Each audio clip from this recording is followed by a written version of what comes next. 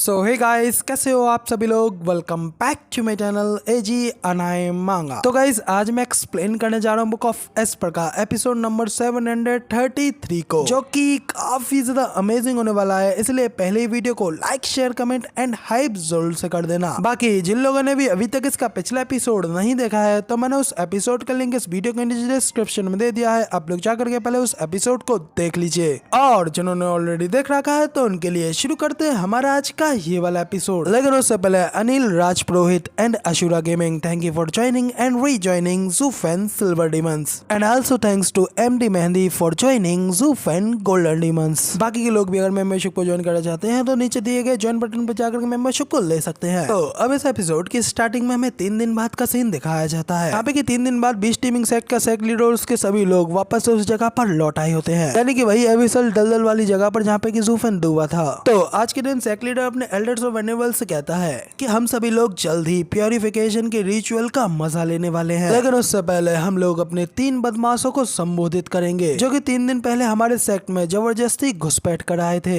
लियाना, ल्यूफेंग और six Prince को sect leader के सामने उनके हाथ बंधे हुए नीचे जमीन पर गिरा जाता है। इसके बाद सेक्ट लीडर उन तीनों लोगों से पूछता है कि ठीक है, फिर अब मुझे बताओ कि आखिर एग्जैक्टली तुम तीनों लोग हो कौन और आखिर तुम यहाँ पर कहाँ से आए हो। पर सेक्ट लीडर की ये बात सुनने के बाद में पहले तो वो तीनों लोग उसकी बात का कोई जवाब नहीं देते। तो सेक्ट लीडर भी हंसते हुए कहता है कि तो तुम लोग अभी भी चुप्पी साधोगे। ठीक है, फिर वैसे भी मैंने पहले ही तुम लोगों के बारे में इन्वेस्टिगेट करा लिया है। एल्डर चाइल्ड के इन्वेस्टिगेशन के हिसाब से तुम लोग यहाँ पर कॉर्नरोंग के उस महल के अरे को तोड़ करके उसके उस टनल से होकर के आए हो। तो वहाँ पे बाकी के सभी एल्डर्स और वेनेबल भी काफी ज्यादा हैरान होते हुए कहते हैं कि क्या। व्हाइट हेयर वाला वेनेबल भी कहता है कि क्या कॉर्नरोंग हमारे उस टनल के बारे में पहले से जानता है? क्या वाकई में कॉर्नरोंग के उस बेवकूफ रूलर को पता है हम लोगों ने सालों से उसकी जमीन में क्या कर रखा है? जिस पर सेक्ट लीडर कहता है कि मुझे यकीन है कि ये चीज उससे भी जल्दी हुई होगी और उसने तब बस इस सब का नाटक किया होगा।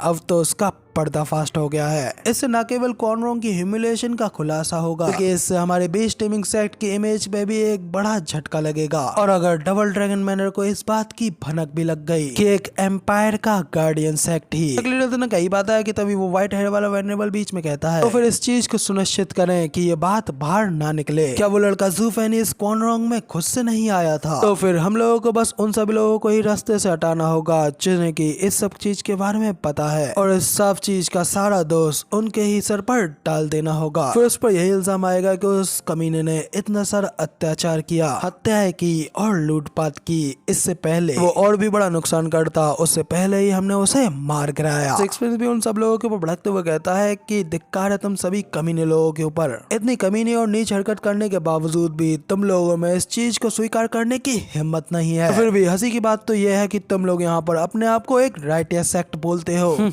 तुम लोगों के कंपैरिजन में तो सरजू एक संत है, लेकिन याद रखना एक दिन तुम सब लोगों का ये पाप का घड़ा जरूर बढ़ेगा और उस दिन तुम्हें इस चीज का अंजाम भुगतना पड़ेगा, वो भी सबसे बुरे तरीके से। तुम्हारे बीच टीमिंग सेक्ट भी वेस्टलैंड से एक दिन गायब हो जाएगा और 9 सेक्टों के अंदर तुम्हारा कोई नाम नहीं रह जाएगा। तो सिक्स प्रिंस के सब कहने की वजह से वो सभी लोग वहाँ पे काफी ज्यादा भड़क जाते हैं। व्हाइट हेयर वाला वेनेबल तो सीधा उसके मुंह पर लाते मारता है और साथ ही सिक्स प्रिंस के सिर पर अपना पैर रखते हुए कहता है कि आखिर तुम जैसे नीच कमीने यहाँ पर क्या ही कर सकते हो। इधर उनकी ये सारी बातें सुनकर के तो लियाना भी हैरान होते हुए कहती है कि आखिर यहाँ पर ये सब क्या चल रहा है और आखिर उस टनल के बारे में ऐसा क्या स्पेशल है जो कि आप लोग यहाँ पर उन सभी लोगों को मारना चाहते हैं जो कोई भी इस टनल के बारे में जानता है। इसमें ल्यूफेंग तो अपनी बहन से कहता है कि लियाना उन लोगों से कुछ भी मत कहो, लेकिन लियाना की ये बात सुनकर तो फिर सेक्ट लीडर भी उनसे कहता है ओ मुझे तो लगा था कि तुम लोग यहाँ पर सब कुछ जानते हुए आए होगे, लेकिन तुम लोग तो यहाँ पर बिल्कुल ही क्लूलेस हो, जबकि मुझे तो लगा था कि तुम लोगों को यहाँ पर सब कुछ के बारे में ऑलरेडी पता होगा। तभी ल्यूफेंग भी उन लोगों से कहता है कि हमें कुछ भी नहीं पता, ना ही हमारे फादर को और ना ही किसी और को, तो इसलिए प्लीज उन सब लोगों को इस सब चीज में मत घसीटो। तो वो सभी एल्डर्स तो उन लोगों को देखते हुए वहाँ पर जोर जोर से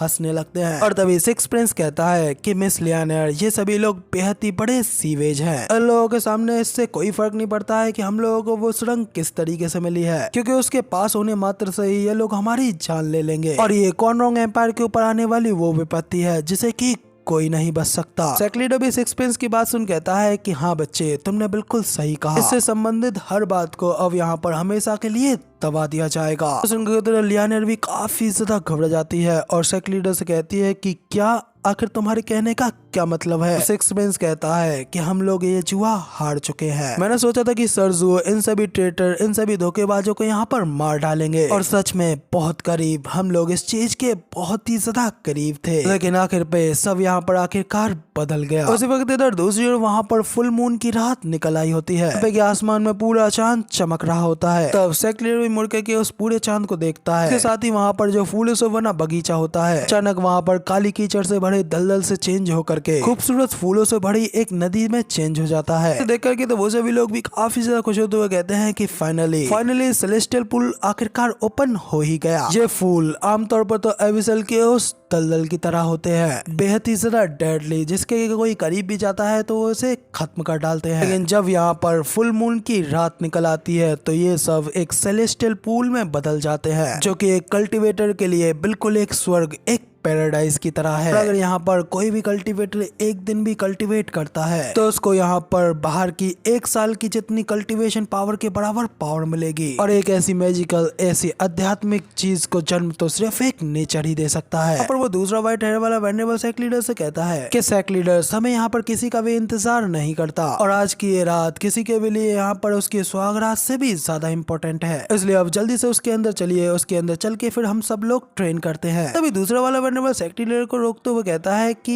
1 मिनट रुको सेक्ट लीडर, आखिर अब हमें इन तीनों के साथ में क्या करना चाहिए। वहाँ पर सेक्ट लीडर भी मुड़कर के उन तीनों की ओर देखने लगता है और फिर उसकी नजर पड़ती है सीधा लियानर के ऊपर, क्योंकि खूबसूरती को देख वो कहता है कि हर बार जब कभी भी यहाँ पर फुल मून निकलता है तो हम लोग अकेले ही यहाँ पर अपने आप को कल्टीवेट करते हैं, लेकिन अगर आज यहाँ पर हम लोग इसके साथ में डुअल कल्टीवेट करते हैं तो क्या लगता है कि तब हमारा रिजल्ट क्या होगा। साथ ही वहाँ पर वो व्हाइट मूछों वाला वेनेबल सीधा लियानर को उठा लेता है और चिल्लाते हुए कहता है कि हाँ, सेक्ट लीडर बेहद ही ज्यादा समझदार है और मेरे ख्याल से अगर हम लोग ये करते हैं तो इससे हमारी कल्टीवेशन और भी ज्यादा फास्ट हो जाएगी। लड़की, वाकई में आज तुम्हारी किस्मत यहाँ पर बेहद ही ज्यादा अच्छी है, जो कि आज तुम यहाँ पर हमारे सेक्ट लीडर को खुश करने जा रही हो। तो वहाँ पर लीफेंग चिल्लाते हुए उन लोगों से कहता है क्या एक righteous sect, beast teeming sect का सेक्ट लीडर इसी तरीके से व्यवहार करता है और इस तरीके का घिनौना और गंदा काम करने के बारे में सोचता है। मेरी बहन को यहीं पर छोड़ दो, इससे पहले कि तुम्हारे सेक्ट की भ्रष्टता के बारे में यहाँ पर सभी लोगों को पता चल जाए। सिक्स प्रिंस भी कहता है कि ये बेस्ट टीमिंग सेक्ट एक कमीने लोगों का गिरोह मात्र है, जो कि यहाँ पर महिलाओं का शोषण करते हैं, यहाँ तक कि उनके सेक्ट का वो ग्लोरियस सेक्ट लीडर भी एक घिनौना सुअर मात्र है। फिर आखिर इस जैसे कमीने की छवि, इसकी इमेज के बारे में क्या ही कहा जा सकता है। यहाँ पर सेक्ट लीडर उन लोगों से कहता है कि ओ, तो तुम यहाँ पर राइटियस इमेज के बारे में कह रहे हो, लेकिन जब इनफ अमाउंट में आपको ये दोनों ही चीजें मिल जाएं, तो फिर आखिर इस सब में किसी का क्या ही मतलब रह जाता है। और वैसे भी क्या तुम लोगों को सच में ये लगता है तुम लोगों को यहाँ पर इस चीज को लीक करने का मौका भी मिलेगा? ठीक वैसे ही उस सुरंग की तरह सब कुछ वैसा ही होगा जैसा कि मैं कहूंगा। इसलिए अगर मैं कहता हूँ कि मैं एक राइटियस हूँ तो हाँ, मैं एक राइटियस हूँ, क्योंकि आखिर पे यहाँ पर मरने वाले लोग क्या ही कर सकते हैं। प्रभ, आज यहाँ पर मेरा मिशन सिर्फ यहाँ पर कल्टीवेशन का मजा उठाना है।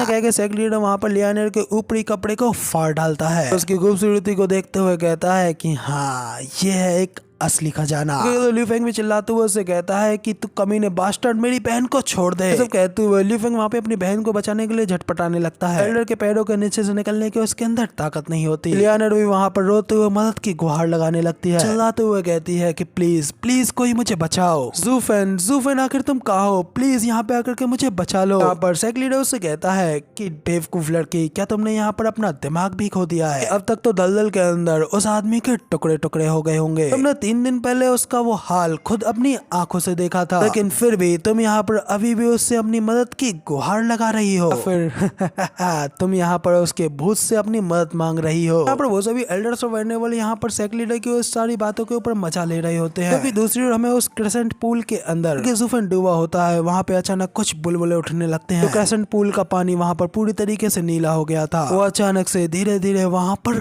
काला होने लगता है। अभी वहाँ पर उस किनारे के पास में एक बंदा खड़ा होता है, एक नजर जब उस काले हो रहे पानी के ऊपर पड़ती है तो जल्दी से चिल्लाते हुए सेक्ट लीडर को बताता है, सेक्ट लीडर ये तो काफी ज्यादा बुरा हो रहा है, पॉन्ड के अंदर का पानी वापस से काला होता जा रहा है। सेक्ट लीडर भी हैरान होते हुए कहता है कि क्या आखिर तुम्हारे कहने का क्या मतलब है?